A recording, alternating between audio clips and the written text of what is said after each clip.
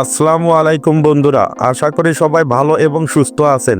আজ আপনাদের সামনে তুলে ধরতে চলেছি ইউরোপের বসনিয়ার একটি বিশেষ ঘাঁটির গল্প।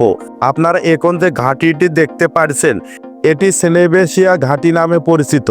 প্রথম দিকে এই ঘাঁটিটি যুক্তরাষ্ট্রের ছিল না। 1993 সালে জাতিসংঘের অধীনে একটি মানবিক করিডর বা সেফ জোন হিসেবে প্রতিষ্ঠিত হয়েছিল। তখন এর মূল উদ্দেশ্য ছিল মানবিক সহায়তা প্রদান, কিন্তু সময়ের সঙ্গে পরিবর্তন আসে। পরে যুক্তরাষ্ট্র সামরিক উদ্দেশ্যে এই ঘাঁটি ব্যবহার শুরু করে। 1995 সালে সার বাহিনী এই ঘাঁটি দখল করে নেয়। এরপর জনগণকে রক্ষা করার অজুহাতে ন্যাটো এবং যুক্তরাষ্ট্র সেখানে সৈন্য প্রেরণ করে। ৭০ বছর পেরিয়ে গেলেও এই ঘাঁটির কোনো পরিবর্তন এখনো হয়নি। এখনো এটি স্থিরভাবে দাঁড়িয়ে আছে। ঠিক এই ঘটনার পুনরাবৃত্তি দেখা গেছে সিরিয়ার মাটিতেও। সিরিয়ায় গৃহযুদ্ধ শুরু হওয়ার সাথে সাথেই ইরাক থেকে যুক্তরাষ্ট্র একটি মানবিক করিডোর গঠন করে। তাদের দাবি ছিল কুর্দিদের সাহায্য করতে হবে। এই করিডোর ধরে সিরিয়ার ভেতরে 3টি সামরিক ঘাঁটি স্থাপন করা হয়, যেগুলো আজও অবস্থান করছে, যদিও কিছুটা খালি হচ্ছে বর্তমানে। ইউক্রেন যুদ্ধ শুরু হওয়ার পরও একই কৌশল দেখা গেছে। যুদ্ধের নামে মানবিক সহায়তা পৌঁছানোর কথা বলেই পশ্চিমা দেশগুলো ইউক্রেনের ভেতর ঘাঁটি স্থাপন করেছে। এই ঘাঁটিগুলো বাইরে থেকে দেখতে সাধারণ শরণার্থী ক্যাম্পের মতো, কিন্তু ভেতরে সশস্ত্র সৈন্য, আধুনিক অস্ত্র এবং সামরিক সরঞ্জামে ঠাসা। এখন প্রশ্ন উঠছে, বসনিয়া, সিরিয়া এবং ইউক্রেনের মতো কি গাজা ভূখণ্ডেও একই কিছু ঘটবে?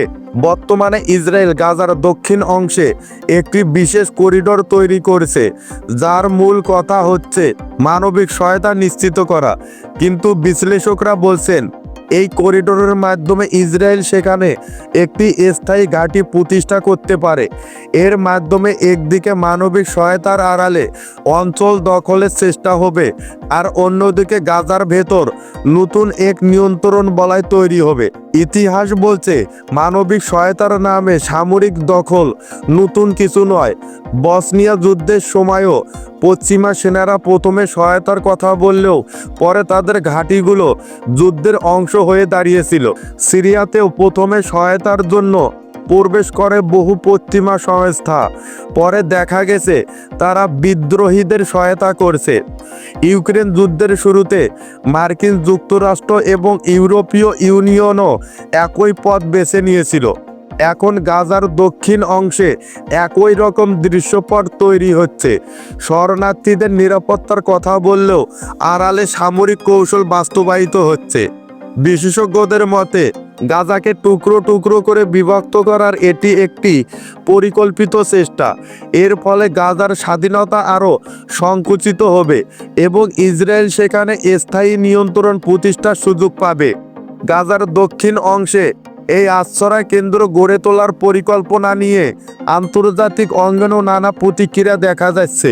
কিছু দেশ এটিকে মানবিক উদ্যোগ বললেও অনেক বিশেষজ্ঞ এবং মানবাধিকার সংস্থা এটিকে গোপন দখল প্রক্রিয়া হিসেবে দেখছেন। বিশেষ করে জাতিসংঘ এবং কিছু নিরপেক্ষ সংস্থা আশঙ্কা করছে যে এর মাধ্যমে গাজার জনগণ চিরতরে তাদের জন্মভূমি থেকে বিচ্ছিন্ন হয়ে পড়বে। ফিলিস্তিনি কর্তৃপক্ষ এবং হামাসও এই উদ্যোগকে সরাসরি প্রত্যাখ্যান করেছে এবং এটিকে একটি নতুন দখল পরিকল্পনা বলে ঘোষণা দিয়েছে। এখন প্রশ্ন উঠেছে, সত্যি কি এটি কেবল একটি মানবিক সহায়তার চেষ্টা, নাকি এর পেছনে লুকিয়ে আছে বৃহত্তর কোনো রাজনৈতিক উদ্দেশ্য? ইসরায়েলি পরিকল্পনার বিরুদ্ধে বিশ্বের নানা প্রান্ত থেকে প্রতিবাদ উঠে এসেছে।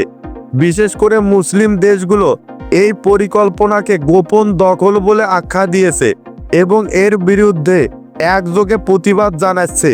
তুরস্ক, কাতার এবং ইরান সরাসরি এই উদ্যোগের নিন্দা করেছে এবং আন্তর্জাতিক মহলকে গাজাবাসীর পাশে দাঁড়ানোর আহ্বান জানিয়েছে। এদিকে ইউরোপীয় ইউনিয়ন এবং যুক্তরাষ্ট্রের মধ্যেও একই ইস্যুতে মত পার্থক্য দেখা দিয়েছে। কিছু দেশ বলছে মানবিক সহায়তার আড়ালে গাজাকে স্বাভাবিকভাবে খালি করার প্রচেষ্টা চলছে। এই পরিকল্পনার বিরুদ্ধে জাতিসংঘের মানবাধিকার পরিষদ উদ্বেগ প্রকাশ করেছে। তারা বলেছে, গাজার জনগণকে জোরপূর্বক বাস্তুচ্যুত করা আন্তর্জাতিক আইনের সুস্পষ্ট লঙ্ঘন। জাতিসংঘের একাধিক কর্মকর্তা গোপনে জানিয়েছেন, ইসরায়েল এই পরিকল্পনা নিয়ে দীর্ঘদিন ধরে আলোচনা করে আসছে। তবে এই ধরনের পদক্ষেপ গাজার স্থায়ী শান্তি প্রক্রিয়াকে আরও জটিল করে তুলতে পারে বলে সতর্ক করেছেন তারা। বিশেষজ্ঞরা মনে করছেন, যদি এই পরিকল্পনা বাস্তবায়িত হয় তাহলে এটি পুরো মধ্যপ্রাচ্যের ভূ রাজনীতিতে বড় ধরনের পরিবর্তন আনবে।